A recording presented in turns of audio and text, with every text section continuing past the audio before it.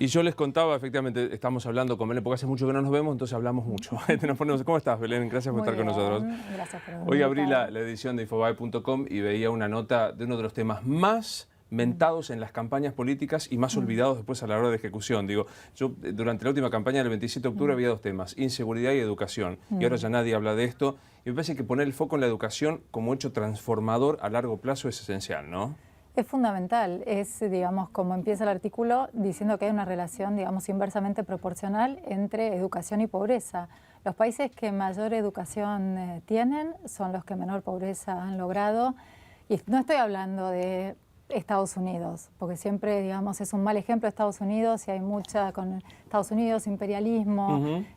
Vayámonos a países como Corea del Sur, como Claro. Singapur, como China. O sea, China es, y vuelvo a hacer hincapié, hago siempre hincapié en China, porque es un país comunista. Y sin embargo en China el inglés es el segundo idioma oficial del país, a partir del año 2004.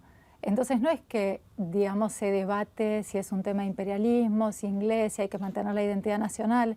Es un tema de qué es lo mejor para el país, qué es lo mejor. El inglés es un idioma como el idioma comercial, el idioma tecnológico, el idioma científico. Entonces, si la gente en el país no sabe hablar, o hay por ejemplo, yo me quedé sorprendida, escuché por la radio de que en Argentina menos del 1% de la población habla inglés. Tenemos 41 millones de habitantes, quiere decir que 400.000 personas hablan inglés. Es bajísimo porque las posibilidades laborales, las posibilidades de prepararse, o sea, ya olvidémonos de las posibilidades laborales, las posibilidades de prepararse, de tener una mejor preparación, de acceder a Internet, que todo el mundo va a Google. Y acá me enteré que van a Google para buscar elvago.com, por ejemplo, o salvavidasfuc.com. Que aclaremos, el vago Así, es el modo de encontrar apuntes o resolución de trabajos prácticos para presentar en la facultad o algo de esto, ¿no? Exactamente, pero a lo que voy es que mientras los estudiantes en el mundo, ahora saquemos el foco de los maestros, pongámoslos en los estudiantes y en las familias, mientras los estudiantes y las familias en el mundo, digamos, apuntan a una educación por mérito, que los chicos realmente estudien las notas, o sea, las notas son fundamentales, porque el parámetro de las notas, el que más sabe va a tener una nota mejor que el que menos sabe. Entonces, las familias empujan a eso, las familias ahorran dineros. En China, por ejemplo, no es toda la educación, hay que pagarla. Y para las familias es importantísimo ahorrar para darles la mejor educación a los hijos, porque en definitiva el futuro de esos hijos depende de la educación que reciban. Claro, o sea, evidentemente nunca se va a poder tener un excelente trabajo si se tiene una preparación espantosa. Y aparte yo veía, y coincido en la nota, que se remarca la falta de respeto, no solo económico, sino social para los educadores.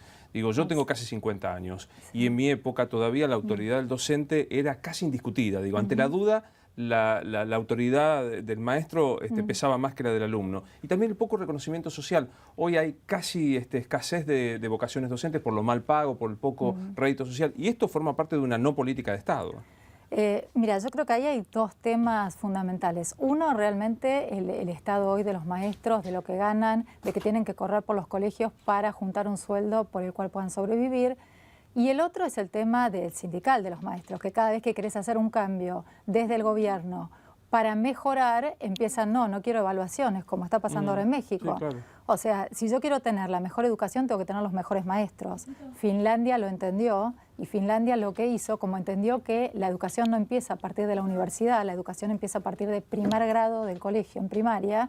Entonces, ¿qué es lo que hizo? Decidió que los mejores maestros y los mejores docentes debían estar en la primaria y en el secundario, para que los alumnos llegaran a la facultad realmente con un nivel elevadísimo.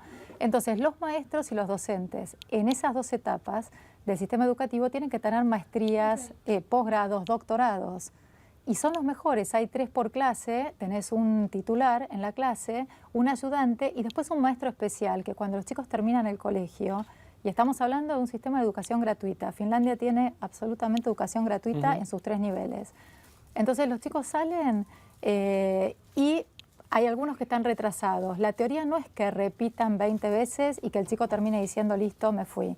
La teoría es que ese maestro especial, el chico estudie después de horas, cosa que acá juegan a la PlayStation después de horas, juegan, o sea, es muy divertido todo lo que hacen, pero después las consecuencias también están. Y los padres en las casas tampoco vigilan eso. Y a nadie se les ocurre decir, bueno, chicos, ahora vayan a un curso a estudiar otro idioma. Porque es cómodo para los padres, porque es cómodo. Bueno, en los demás países no pasa eso.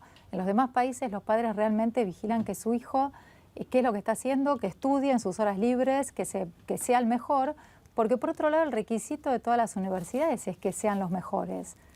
Claro. O sea, acá el ciclo básico muy lindo, pero digamos recorriendo las universidades, el ciclo básico lo puedes hacer 3, 4 veces.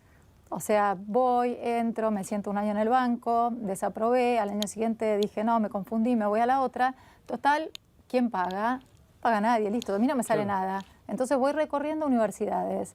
Total. Y hay algo interesante también que las políticas hoy por allí se pueden ver desde el punto de vista de Finlandia puede parecer una idiosincrasia absolutamente distinta, pero países vecinos también lo han empezado a hacer. Vos ponías el caso de las evaluaciones perdón, que se hacen en algunos países latinoamericanos de docentes, o en Brasil mismo. En Brasil mismo. Se ha intentado. El examen vestibular, claro, exacto. El vestibular. Brasil tiene el examen vestibular, que es un examen de lectura y comprensión. Entonces vos tenés que aprobar ese examen necesariamente para entrar a la universidad. Y eso, digamos, hace una diferencia enorme, Luis, pero gigante entre un chico que entra a la facultad o hace 3 años un ciclo básico y sigue sin saber nada y entró y pierde tiempo, se gasta. Muchísimos acá, recorriendo las facultades, van a hacer política. A ver, hay una facultad de ciencias políticas. A la facultad se va a estudiar, a la facultad en el mundo se va a estudiar. No se va a hacer política. La política la haces en la Facultad de Ciencias Políticas.